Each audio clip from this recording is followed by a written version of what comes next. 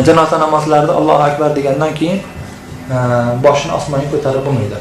Janoza namozidan keyin salom bergandan keyin qo'lini ochib turib duo qilishlik makruh tahrimiy.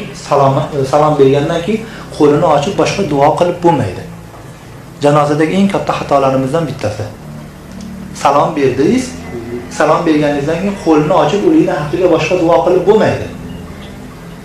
Bu o'zimiz mazhab Imom Abu Hanifa rahmatullohi alayhi mazhablaridagi fatavoy olamgirida Hazrat Mulla Ali Qori Mishkat sharhi Mirqatda shu narsani bayon qilgan. Hatto biz mazhabimizda bu darajada qattiq gap yo'q. Imom Malik rahmatullohi alayhi janoza namozidan keyin duo qilgan odamning kufridan qo'rqaman degan gapni Imom Malik aytganlar. Biz mazhab ulamolar aytmagan bu gapni.